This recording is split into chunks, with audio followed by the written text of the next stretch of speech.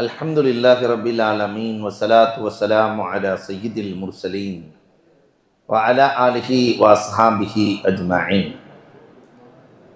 قال الله تعالى في القرآن العظيم والفرقان المجيد بعد أعوذ بالله من الشيطان الرجيم بسم الله الرحمن الرحيم إنا نحن نزلنا الذكر وإنا له لحافظون.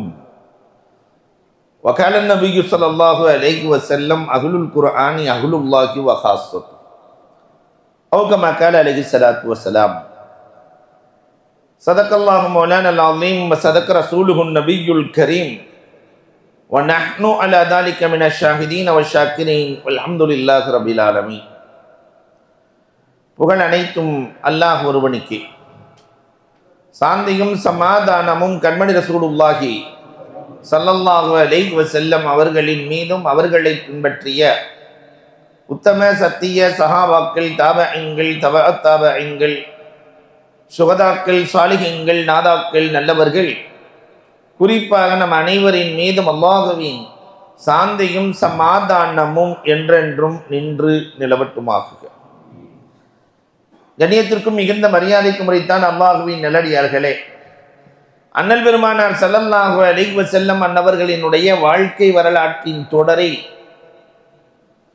நேற்றைய தினம் பெருமானாரினுடைய குடும்ப வாழ்க்கை, பெருமானார் ஒரு நல்ல குடும்பம் எப்படி இருக்க வேண்டும் என்பதற்கு பெருமானாரும் அவர்களது மனைவிமார்களும் வாழ்ந்த வாழ்க்கையை நேற்று பார்த்தோம். சாதிக்காக, உண்மையாளராக, நேர்மையாளராக வாழ்ந்து கொண்டிருக்கிற இந்த பெருமானார் ஸல்லல்லாஹு அலைஹி வஸல்லம் அன்னவர்களுக்கு அல்லாஹ் ரிசாலத்தை கொடுக்க குர்ஆனை இறக்கும் தருணம் வந்துவிட்டது.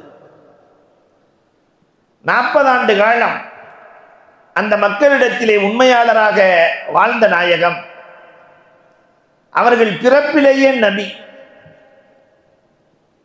நபி என்பது அவர்கள் பிறப்பு. ஆனால் ரிசாலத், ரசூல் என்பதற்கும் நபி என்பதற்கும் வித்தியாசம் இருக்கிறது. யார் ரசூல்?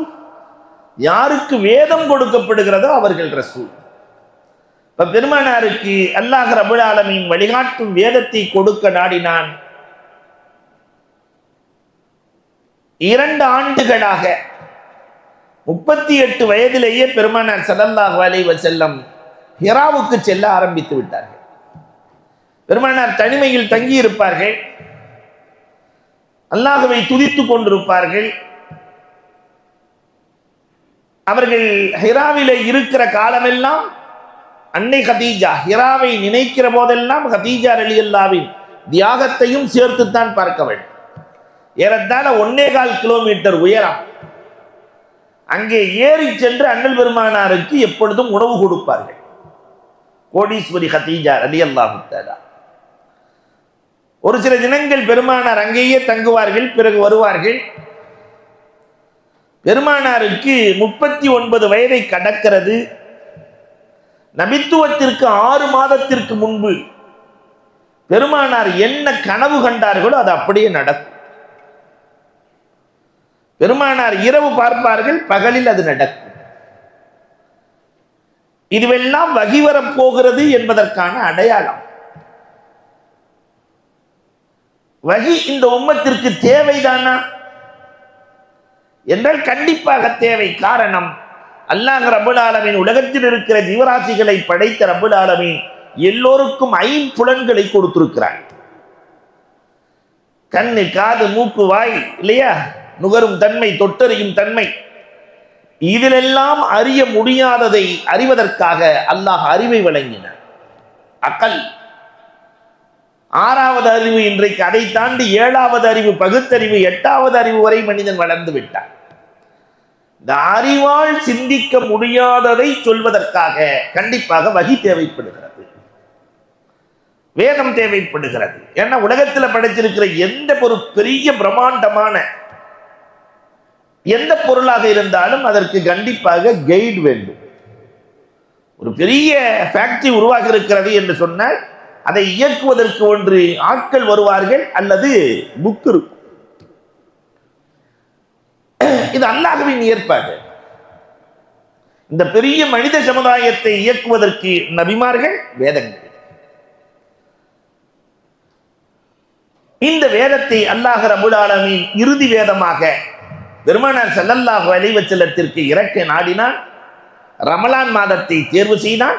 உலகத்தில் இருக்கிற 4 வேதங்களில் 3 வேதங்கள் ரமலானில் தான் இறங்கியது. கடைசி வேதமாக இருக்கிற குர்ஆனையும் ரமலான் 27 அல்லாஹ் ரப்பல் ஆலமீன் பெருமானார் ஹிரா குகையில் இருக்கிற போது இறக்கி வைக்கிறார். குர்ஆனை பெறுவதற்கு முன்பு வரை அவர்கள் நபி. குர்ஆனை பெற்றுவிட்டால், வேதத்தை பெற்றுவிட்டால் அவர்கள் ரசூல். இந்த வேதம் எப்படிப்பட்ட வேதம்? நம் கையில் இருக்கிற குர்ஆன் அல்லாஹு அக்பர் 1400 ஆண்டுகளை கடந்து இந்த உம்மத்தினுடைய உள்ளத்தில் இருக்கிற குர்ஆன் இது எது போன்றது? அதனால் ஏற்படுகிற மாற்றம் என்ன? அது செய்த சாதனைகள் என்ன? அதைத்தான் இன்றைக்கு நாம் பார்க்க போகிறோம்.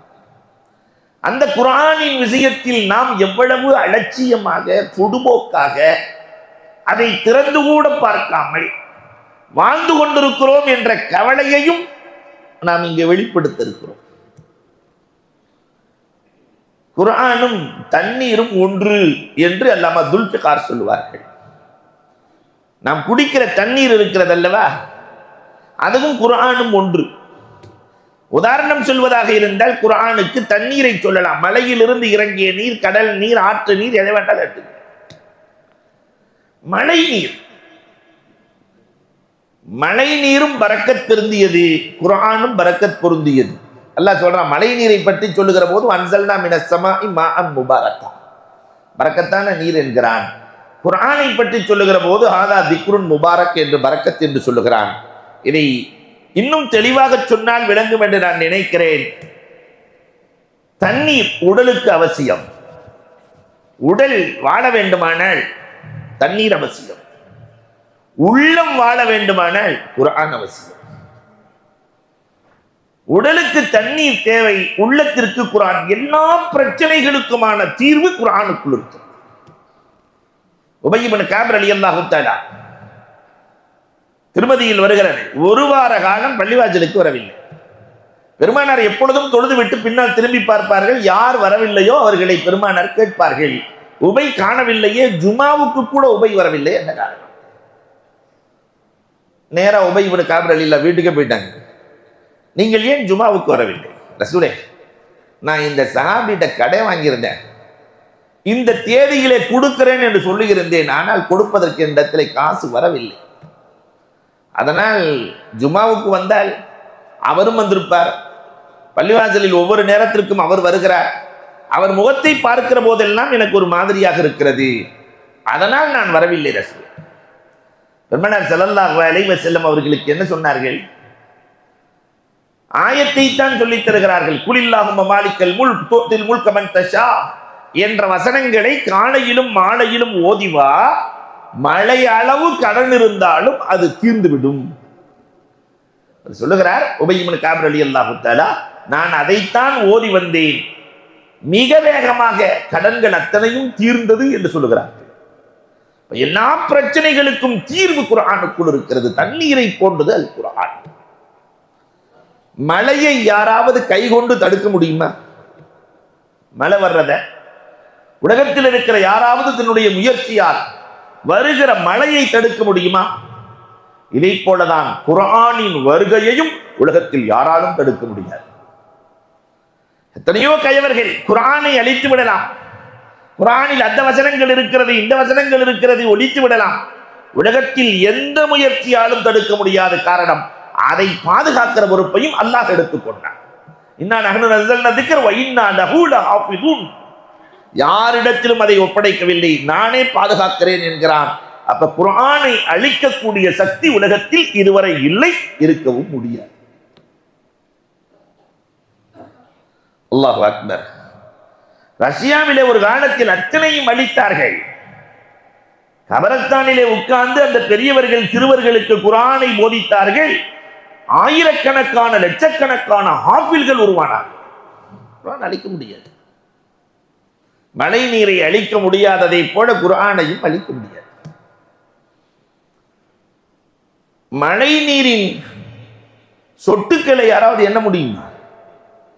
மழை துளியை எண்ணியவர்கள் யாராவது இருக்கிறார்களா? இன்னைக்கு இத்தனை துளி மழை பொழிந்தது என்று சொன்னவர்கள் இருக்கிறார்களா? உலகத்திலே மழை துளிகளையும் எண்ண முடியாது, குர்ஆனுக்குள் இருக்கிற கருத்துக்களையும் எண்ணி முடிக்க முடியாது. அது ஒரு மாலிக்கூல். உலகத்தில் இருக்கிற எல்லா கருத்துக்களையும் உள்ளடக்கிய ஒப்பற்ற வேதம், சின்ன நூல், ஆனால் எல்லாம் இருக்கு. இன்னும் விஞ்ஞானம் கண்டுபிடிக்கவே இல்லை, குர்ஆனுக்குள் நுழையவே இல்லை. ஒரு 5% தான். அல்லாஹ் குர்ஆனிலே சொல்லுகிற போது சொல்லுவான், வல்லாஹு அஹ்ஸனுல் காலிகீன்.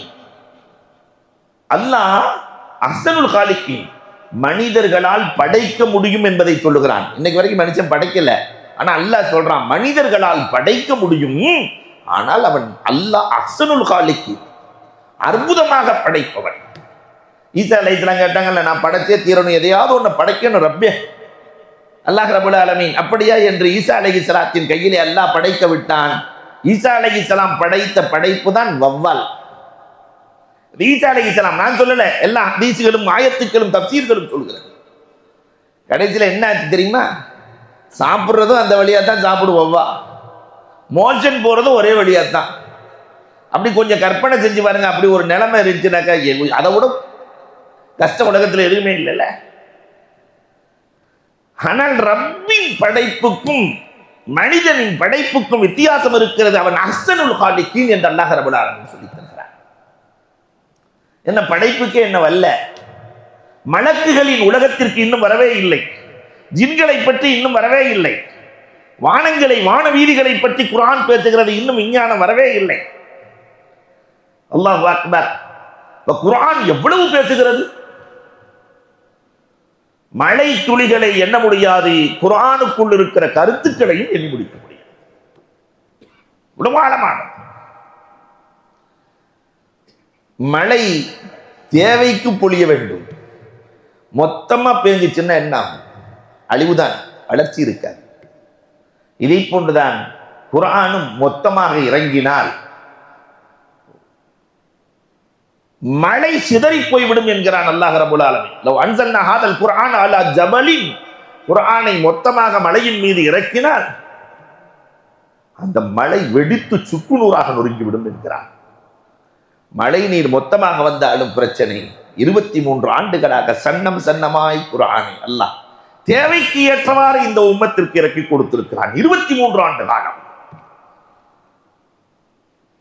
இந்த மழை நீர், அதற்கு இருக்கிற ஆற்றல் என்ன தெரியுமா? பூமிக்குள் இருக்கிற விதைகளை மழை பேஞ்ச உடனே தட்டி எழுப்பி செடியாக கொடியாக உருவாக்கிவிடும். விதைகளை உருவாக்கும் ஆற்றல் மழை நீருக்கு இருக்கிறது. இதை போன்று இறந்த இதயங்களை செழிக்க வைக்கிற ஆற்றல் குர்ஆனுக்கு இருக்கிறது. எத்தனை இறந்த இதயங்களை குர்ஆன் செழிக்க வைத்தது? ஒரு கிராமவாசி ஒரே ஒரு வார்த்தையை தான் கேட்டார், என்ற வார்த்தையை கேட்டு ஈமான் கொண்டு விட்டார். உமர் ரலியல்லாஹு தஆலா வாளை எடுத்து வெட்டச் சென்ற உமர் ரலியல்லாஹு தஆலா தன் சகோதரி ஓதுகிற குர்ஆனின் வசனங்களை கேட்டார்கள். வெட்டச் சென்ற உமர் பெருமானாரை காக்கிற காம்பாக மாறி போனார்கள். தானே? குர்ஆன் நிறைய இதயங்களை செழிப்பாக்கி இருக்கிறது. அல்லாஹ் அக்பர். அதற்கு இருக்கிற ஆற்றலை போல உலகத்திலே வேறு எந்த நூலுக்கும் எந்த வேதத்திற்கும் இல்லை. துஃபைல் இப்னு அம்ரி தௌசி, நான் நினைவூட்டுகிறேன், துஃபைல் வைத்தியங்களுக்கு வைத்தியம் பார்க்கிற டாக்டர், சாதாரண ஆள் இல்லை, பயங்கரமான ஆள். அபூஜஹல்கிட்ட போய் கேட்கிறாரு, நீங்க தானே ஊர் தலைவர்? ஆமா. ஏதோ முகமதுன்னு ஒருத்தர் இருக்கிறாரமே, அவர் பைத்தியம் எல்லாம் சொல்றாங்க, இதுல என்ன சந்தேகம் இருக்கு? அவர் பைத்தியம் தான். நான் டாக்டர், பைத்தியங்களுக்கு வைத்தியம் பார்க்கிற டாக்டர், அந்த முகம்மதை பார்க்கணும். அபூஜஹல் சொன்னா, உன்ன மாதிரி 4 டாக்டர் வந்தான், அவரை பார்த்த உடனே அவர் மேல பைத்தியம் ஆயிட்டான். நீ போகாத, நீயே அவர் மேல பைத்தியம் ஆயிடுவ. போனா இல்ல, நான் பார்த்து அவருக்கு வைத்தியம் பண்ணி கரெக்ட் பண்ணிடுறேன். சரி, ஒண்ணு உனக்கு உபதேசம் சொல்லுகிறேன், காதிலே பஞ்சை வைத்துக்கொள், நீ சொல்வதுதான் அவருக்கு கேட்க வேண்டும், அவர் சொல்றது உன் காதுல விழுகக்கூடாது. சரின்னு பஞ்செல்லாம் வச்சு அடைச்சுக்கிட்டு பெருமானார் ஸல்லல்லாஹு அலைஹி வஸல்லம் இடத்துல போய் மன்னன்ட மா அன்ட, 2 கேள்வி, நீ யார், என்ன கொண்டு வந்தாய், என்று கேட்க பெருமானாரான முகமது இப்னு அப்துல்லா, நான் அப்துல்லாவுடைய மகன் முகம்மது, மா அன்த, நீ என்ன கொண்டு வந்திருக்கிறாய்? பெருமானார் பெருசா ஒன்றும் ஓதல, சூரத்துல் ஃபாத்திகாவைத்தான் ஓதினார்கள், அல்ஹம்து சூராவை ஓதினார்கள்.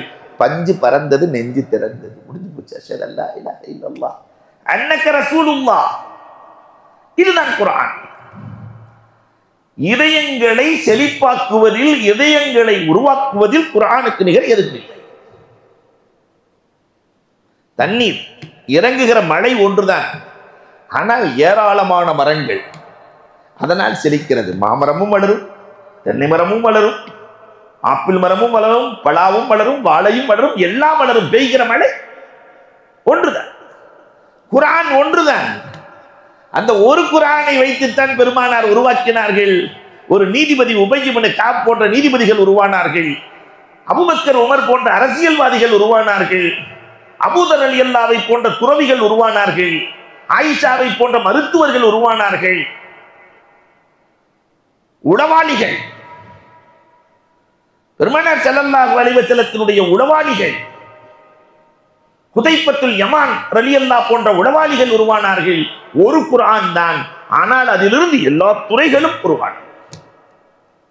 ஒரு மழை நீர் எப்படி பல மரங்களை உருவாக்குகிறதோ, பெருமானார் ஸல்லல்லாஹு அலைஹி வஸல்லம் இந்த ஒரு குர்ஆனை வைத்து அத்தனை உலகத்தையும் உருவாக்கினார். பெருமானார் ஒரு ஆசிரியர், ஒரு பாட புத்தகம் தான், ஆனால் அங்கே உருவான துறைகள் உலாயிக்க ஹிஸ்புல்லாஹ். குர்ஆனில் அல்லாஹ் சொல்லுகிறான், அல்லாஹ்வின் ஆர்மிக்கள் என்று அல்லாஹ் சொல்லுகிறான். இன்னைக்கு ஹிஸ்புல்லான்னு சொல்லிட்டாவே சிக்கலா போகும் இல்லையா? அது வேற வகட்டு போகுது. அல்லாஹ் அக்பர். இந்த தண்ணீர் எப்படி மழை நீர், முக்னியத்துன் ஜமீஇன் மியாஹ், மழை தண்ணீரை விட சுத்தமானது உலகத்தில் இல்லை. தூய்மையான தண்ணீர் மழை தண்ணீர். தூய்மையான வேதம் அல் குர்ஆன். அதனுடைய தூய்மையை சொல்லி தெரிய தேவையில்லை, ஒளி இல்லாமல் தொடவே முடியாது, அவ்வளவு தூய்மையான. அதே நேரத்தில் அது ஒரு அழகான கடல். கடலிலே முத்து குளிக்க வேண்டுமானால் முதல்ல நீச்சல் தெரிய வேண்டும். இப்ப குர்ஆனுக்குள்ளே முத்து குளிக்க வேண்டுமானால், குர்ஆனுக்குள்ள எல்லாமே இருக்கு, அதை தெரிந்து கொள்ள வேண்டுமானால் முதலில் குர்ஆனை பற்றிய ஞானம் இருக்க வேண்டும். ஓதவே தெரியாத ஆளு நான் குர்ஆனுக்குள்ள இருந்து தர்ஜுமாவை வச்சு எல்லாத்தையும் நான் நிமித்திடுறேன்னா அவர் வளைஞ்சு போயிடுவார், ஒடிஞ்சு போயிடுவார், முடியாது இல்லையா? குர்ஆன் தண்ணீரை போன்றது. தண்ணீர் இல்லை என்றால் பஞ்சம் வந்துவிடும், குர்ஆன் இல்லை என்றால் மார்க்க பஞ்சம் வந்துவிடும்.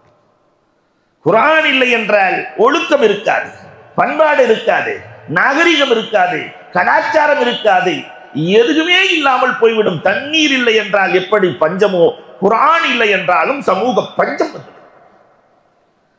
இதையெல்லாம் தாண்டி தண்ணீர் நெருப்பை அணைக்கும், குர்ஆன் நரக நெருப்பை அணைக்கும். ஒருத்தர் ஹாஃபில் வந்துட்டார்னா, ஹாஃபிலுல் குர்ஆன், குர்ஆனை மனனம் செய்தவர் 10 நரகவாதிகளை விடுதலை செய்யலாம். பெருமானார் ஸல்லல்லாஹு அலைஹி வஸல்லத்தினுடைய பொது அறிவிப்பு, 10 நரகவாசிகளை விடுதலை செய்யலாம். அப்ப இந்த குர்ஆனை கொஞ்சம் எண்ணி பாருங்கள். தண்ணீர் எவ்வளவு முக்கியமோ, உயிர் வாழ்வதற்கு தண்ணி இல்லாம இருந்துருவோமா? ஃபர்ஸ்ட் எடுத்தோன்னு நோம்பு திறந்தோன்னு என்னதான் வேணும் நமக்கு? தண்ணி தான். தண்ணி இருந்தா போதும், அதுல வேற கஞ்சிலாம் எடுத்து பார்க்கலாம்.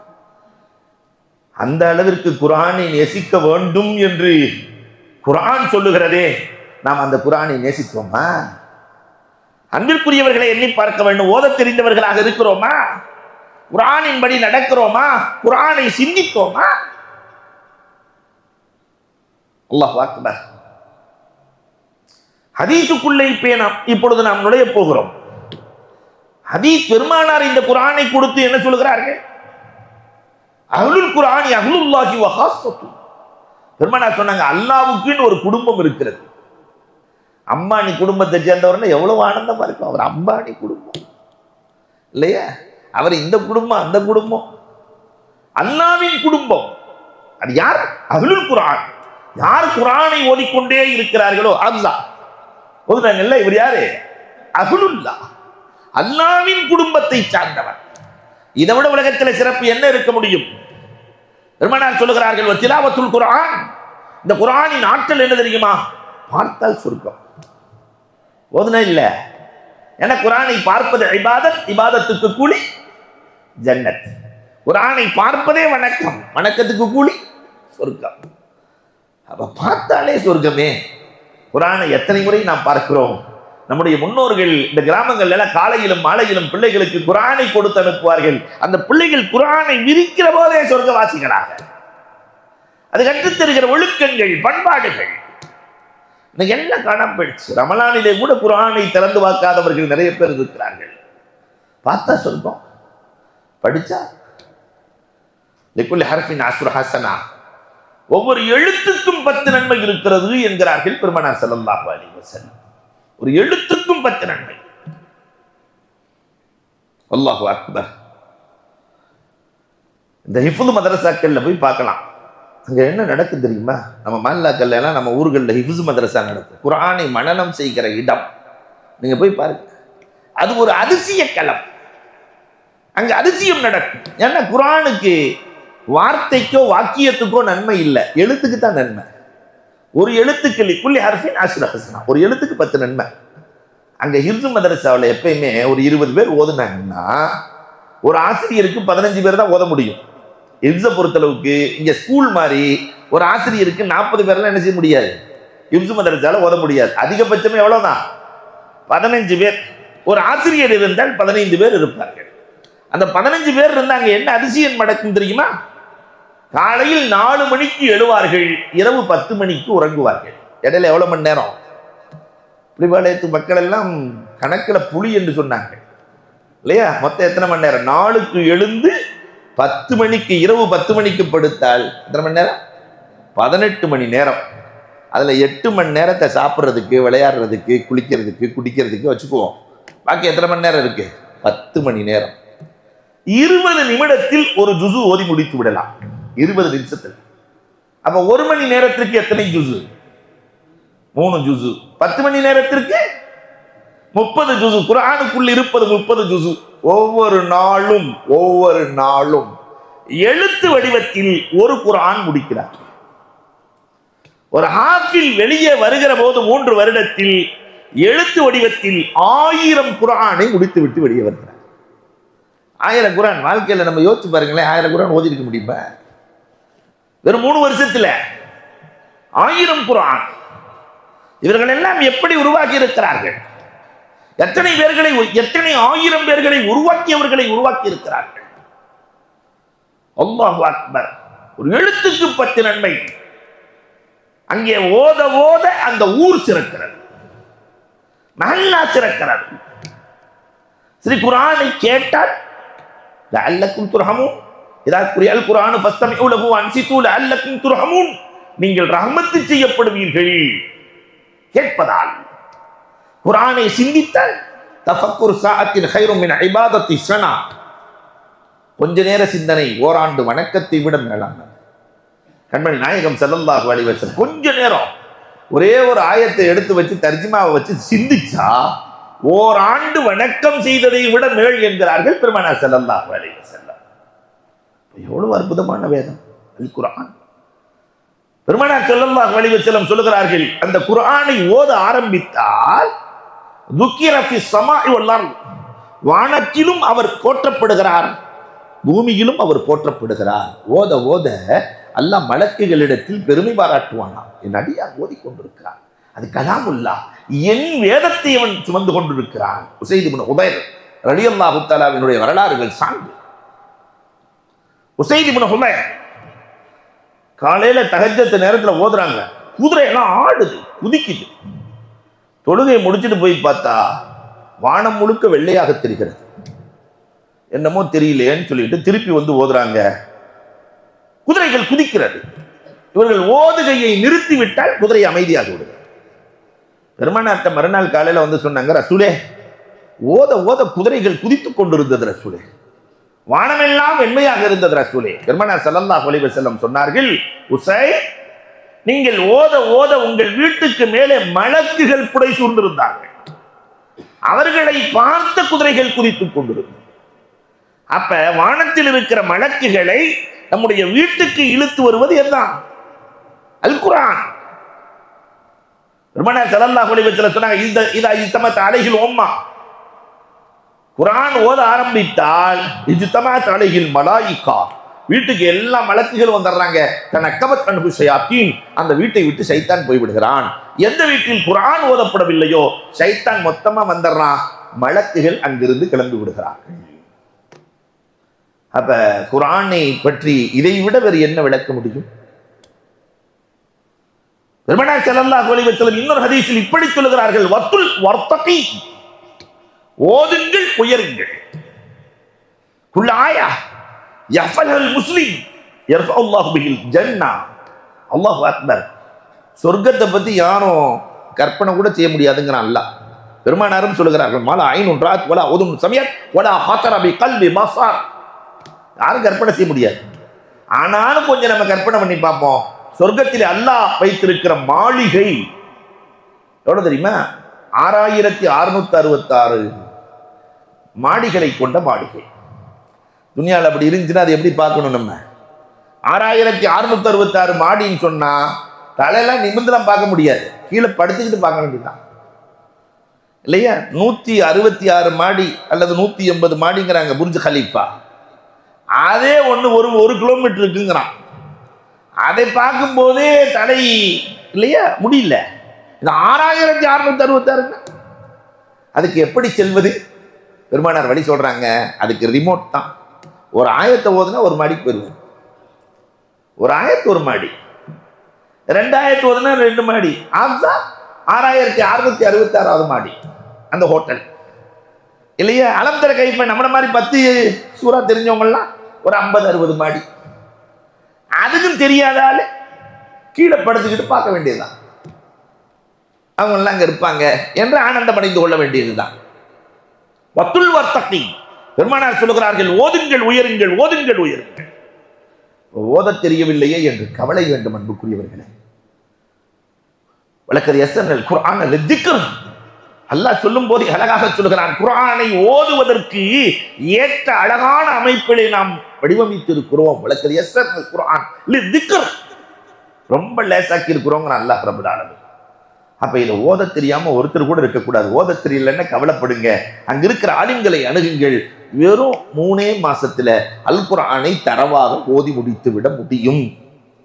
முடியாதது எதுவுமே இல்லை. கவலை தான் உருவாக்கும். உங்க ஊர்லயே ஒருத்தர் கவலைப்பட்டார் 70 வயசுல, பேரு கூட நான் சொல்ல முடியும். 70 வயசுல கவலைப்பட்டார். முகமது அலி ஆஜியார்னு ஒருத்தர் வஃபாத்தாயிட்டார். 70ல கவலைப்பட்டு 76ல 70ல அவர்கிட்ட கேட்கும் போது 4 சூரா மனப்பாடம். 76ல் ஹாஃபிதுல் குர்ஆன், குர்ஆனை மனனம் செய்தவராக அவர் வஃபாத்தார். குர்ஆனை மனப்பாடம் பண்ணி ஹாஃபிதுல் குர்ஆன் 76 வயசு. நம்மால் முடியாதா? இப்ப குர்ஆன் ஓத தெரியாத ஒருவர் கூட இருக்கக்கூடாது. நம்மிலும் சரி, நம்முடைய பிள்ளைகளிலும் சரி, நம்முடைய சந்ததிகளில் குர்ஆன் ஓத தெரியாத ஒருவர் கூட இருக்கக்கூடாது. அப்துல்லாஹ் ஷரஹபீலினுடைய வரலாறை நான் சான்றுக்கு சொல்லுவேன். அப்துல்லாஹ் ஷரஹபீல்னு ஒரு மனுஷன் இருந்தார். காசு இல்லைன்னாலும் கடை வாங்கி தர்மம் பண்ணுவார். வித்தியாசமான சிந்தனையாங்க. காசு இல்லையா, கடை வாங்கியாவது தர்மம். அப்படி தர்மம் பண்ணி பண்ணி பண்ணி பண்ணி கடைசியில சக்கராத் ஆள்ல படுத்திருக்கிறார். காசு கொடுத்தான்லாம் சேர் போட்டு உட்காந்துருக்கு. ஒரு வாங்கின காசை கொடுப்பாரா, மௌத்தா போயிடுவாரா? வாங்கின காசை கொடுப்பாரா, அவரை பார்த்துக்கிட்டே உட்காந்துருக்குது. என்ன இவ்வளோ வாங்கிட்டாரே, வாங்கின காசை கொடுப்பாரா, மௌத்தாயிருவாரா? வாங்கின காசை கொடுப்பாரா, மௌத்தாயிருவாரான்னு பார்த்துக்கிட்டே இருக்காங்க. இந்த நேரத்தில் ஒரு பையன் தட்டு நிறைய சின்ன பையன் அல்வா வித்துட்டு வர்றான். இந்த சக்கராத்து ஆளில் இருக்கிற பெரிய ஒரு கையை அசைச்சு கூப்பிட்டு இவங்களுக்குலாம் அல்வா கொடுங்க. அவனுக்கு என்ன சந்தோஷம் சின்ன பையனுக்கு. அவங்களுக்கெல்லாம் ஒரே சிரிப்பு. இந்த பையன் நிலைமை என்ன ஆக போதோ தெரியல. அந்த பையன் நினைச்சான் பெரிய கூட்டமா இருக்கு, எல்லாத்துக்கும் அல்வா கொடுத்துருவோம், கொடுத்துட்டு மொத்த காசையும் வாங்கிடலாம். எல்லாத்துக்கும் அல்வா கொடுத்தாச்சு. கம்ப்ளீட்டாக எல்லாம் அல்வா சாப்பிட்டு முடிச்சாச்சு. பெரியவர்கிட்ட போய், பெரியவரே காசுன்னு சொல்ல, தம்பி அதற்காகத்தான் இத்தனை பேர் உட்கார்ந்துருக்கிறார்கள், ஒரு இருக்கை காலியாக இருக்கிறது, நீயும் போய் இருந்து கொள். எப்படி இருக்கு அவனுக்கு? துடிக்கிறான், தவிக்கிறான். பெரியவரே இதை வைத்துத்தான் என் குடும்பமே வாழ்கிறது. பெரியவரே அழுகிறான், துடிக்கிறான். ஒரு பெரியவர் வந்து காசு கொடுத்தாரு, எல்லாத்துக்கும் பணம் கொடுக்கப்பட்டது, அவனுக்கும் பணம் கொடுக்கப்பட்டது. அப்பதான் அந்த பெரியவர் சொன்னாரு, நீங்க எல்லாம் காசை கொடுத்துட்டு கவலைப்படல, அந்த சிறுவன் கவலைப்பட்டதால் அவனுக்கும் பயன், உங்களுக்கும் பயன்.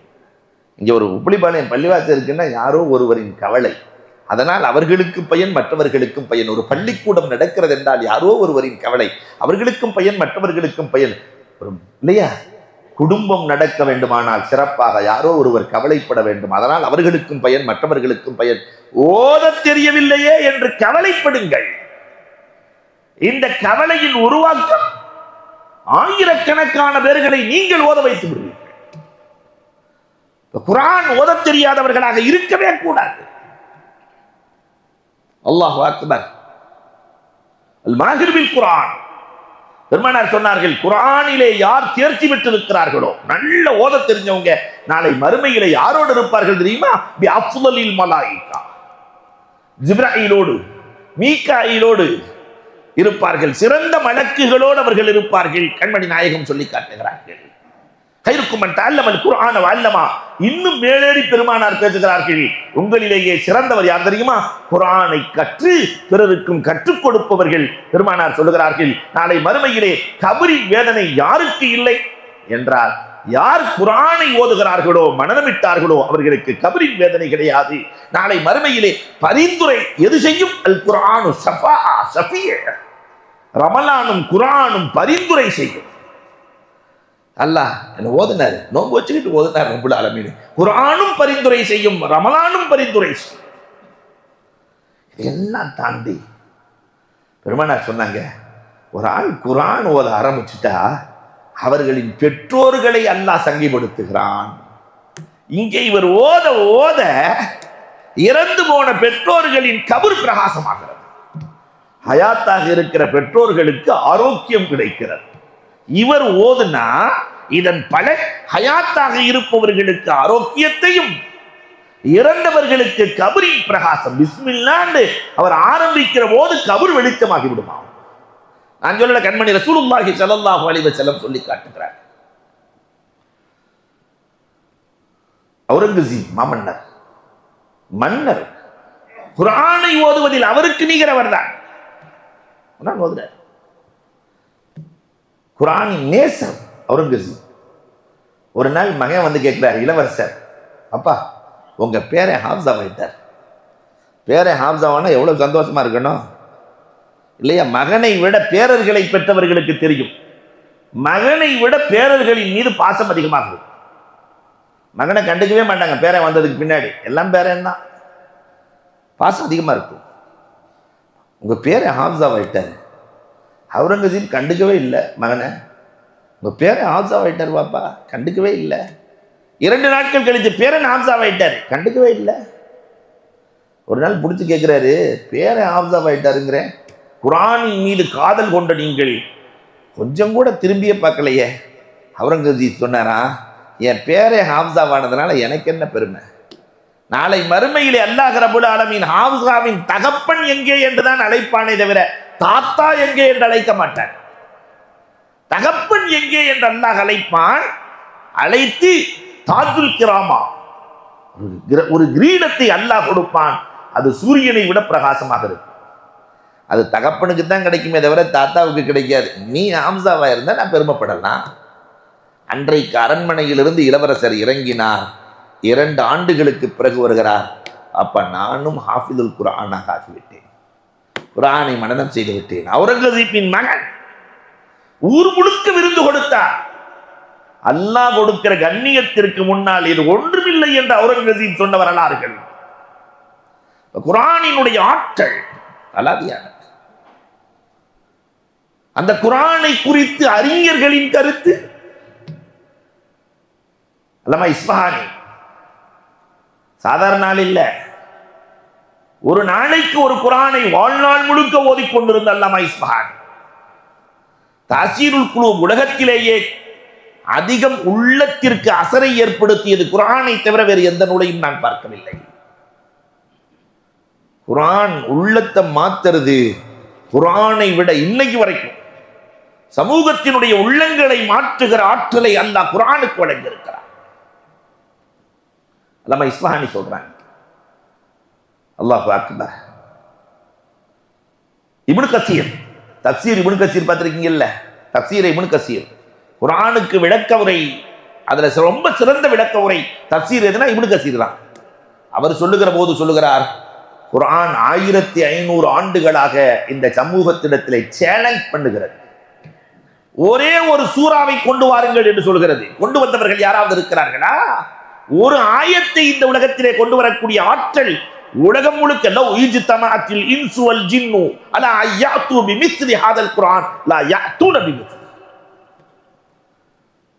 மனித வர்க்கங்கள், ஜின் வர்க்கங்கள் எல்லாம் ஒண்ணு சேருங்க, 10 ஆயத்து இல்ல, ஒரு ஆயத்து கொண்டு வாங்க. அல்லாஹ் ரப்பல் ஆலமீன் சேலஞ்ச் பண்றான். இதை விட உலகத்தில் வேறு என்ன செய்ய முடியும் என்று இப்னு கசீர் கேட்கிறார்கள். ஃபைசி யார்? அந்த ஃபைசி அரபு உலகத்தினுடைய கவிஞர்களின் தலைவர் ஃபைசி. புள்ளி உள்ள எழுத்துக்களை வாழ்நாளில் பயன்படுத்தாதவர் ஃபைசி. அலிஃபை பயன்படுத்துவார், பால ஒரு புள்ளி இருக்குல்ல, புள்ளி இருக்கிறத பயன்படுத்த மாட்டார். தாவுல எத்தனை புள்ளி இருக்கு, அதனால அதை பயன்படுத்த மாட்டார். அது அவருக்கு கேவலம்.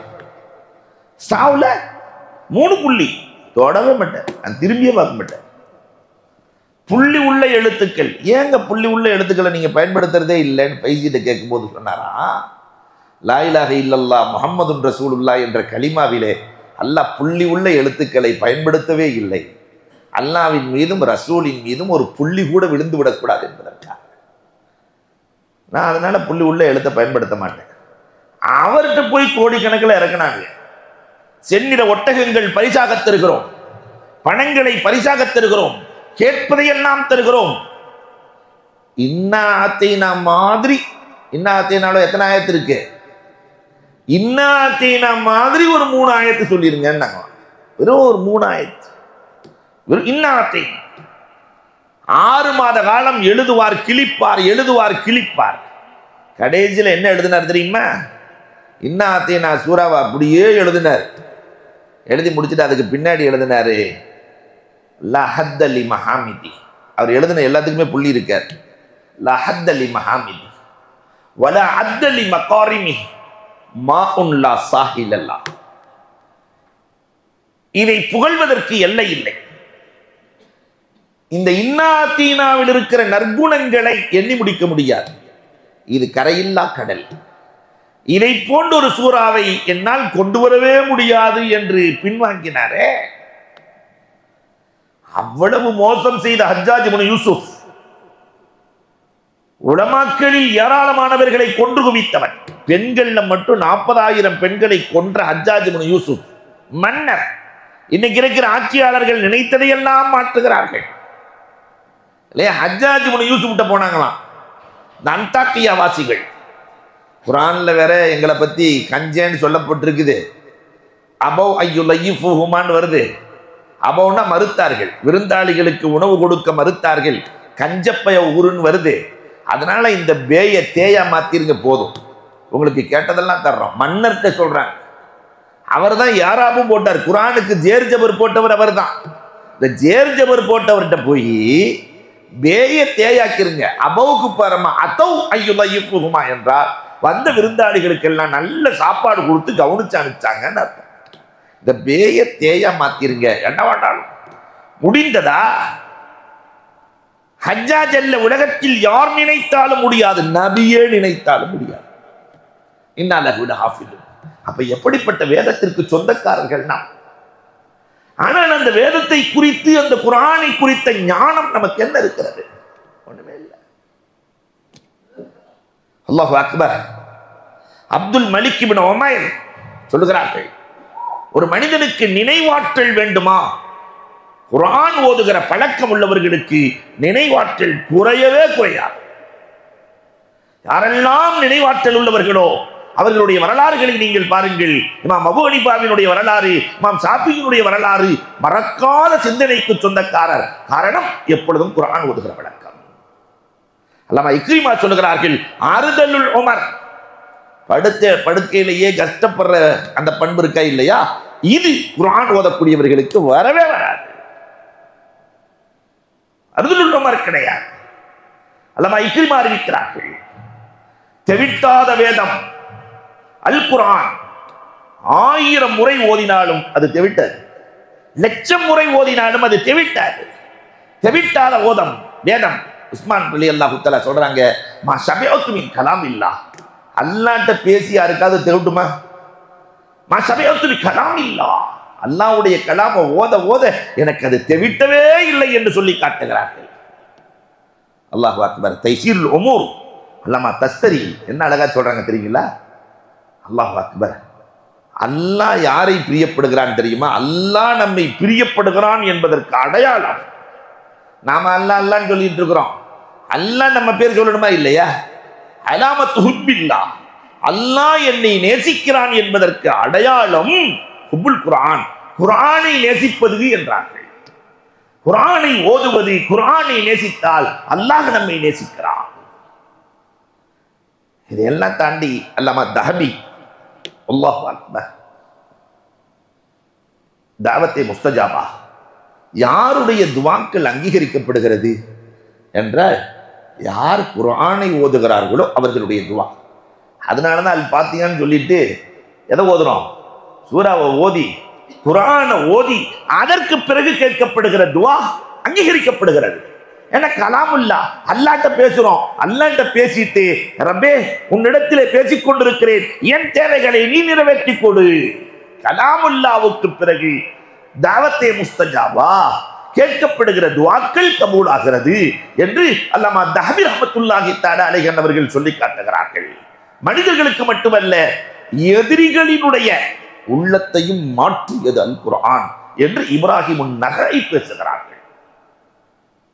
இப்ராஹிமுல் முகத்தசி, நம்முடைய விஷயங்கள் எல்லாம் லேசாகணுமா, எல்லா காரியங்களும் லேசாகணுமா, குர்ஆனோடு தொடர்பு இருந்தால் நம்முடைய பேச்சுக்குள்ளே அல்லாஹ் ஒரு அசரை கொடுக்கிறான். யாரிடத்தில் பேசினாலும் அந்த காரியம் நடந்துவிடும். தைசீருல் உமூர், எல்லா விஷயங்களையும் குர்ஆன் லேசாக்கிவிடும். இந்த அற்புதமான குர்ஆன் பெருமானாருக்கு 40 வயதில் இறங்குகிறது. அந்த குர்ஆனை ஓதி இறையன்பை பெறுகிற நன்மக்களாக அல்லாஹ் நம்மை ஆக்கி அருள்வானாக. இன்றைய துவா, கண்ணு வலிக்கு என்ன மருந்து என்றால், கண் வலி நிறைய ஒருத்தருக்கு இருக்கு. அதே மாதிரி ஐடி ஃபீல்டில் இருக்கிறவங்க அதே பார்த்துக்கிட்டே இருக்கிறாங்க இல்லையா, அந்த ஸ்க்ரீன்லேயே இருக்கிறாங்க. அவங்கெல்லாம் செய்ய வேண்டியது 4 வாக்கியம்தான். மத்தியனி பசரி வஜஅல்குல் வாரிச மின்னி வாரினி ஃபில் அத்வி தஅசீரி வன்சுருனி அலாமல் லலமணி. இந்த 4 வாக்கியங்களை மனப்பாடம் பண்ணிட்டா அதை லேசா உமிழ்நீரில் தொட்டு கண்ணில் தடவி கொண்டால் எந்த விதமான சிக்கலும், கண் சம்பந்தப்பட்ட நோய்கள் வரவே வராது. அன்புக்குரியவர்களே, மத்தியனி பசரி வஜஅல்குல் வாரிச மின்னி வஅரினி ஃபில் அதுவி ஃபஅரி வன்சுருனி அலாமல் லலமணி. இந்த 4 வாக்கியங்களை கேட்டதின்படி அமல் செய்கிற தௌஃபீக் அல்லாஹ் நம் அனைவருக்கும் நசீபாக்குவானாக. அல்ஹம்துலில்லாஹி ரப்பில் ஆலமீன். அல்லாஹும்ம ஸல்லி அலா ஸய்யிதினா நபியினா மௌலானா முஹம்மதின் முபாரிக் வஸல்லிம் அலைஹி. அல்லாஹும்ம அன்தஸ் ஸலாம் வ மின்கஸ் ஸலாம் இலைக யர்ஜுஸ் ஸலாம். தபாரக்த ரப்பனா வ தஆலைத வ தஅல்லம்த யா தல் ஜலாலி வல் இக்ராம். اللهم ارحمنا برحمتك يا ارحم الراحمين. اللهم ارحمنا برحمتك يا ارحم الراحمين. اللهم ارحمنا برحمتك يا ارحم الراحمين. ربنا آتنا في الدنيا حسنة وفي الآخرة حسنة وقنا عذاب النار. صلى الله تعالى وسلم على خير خلقه سيدنا محمد وعليه وأصحابه أجمعين والحمد لله رب العالمين. صلى الله على محمد صلى الله عليه وسلم. صلى الله على محمد صلى الله عليه وسلم. صلى الله على محمد يا ربي صلي وسلم.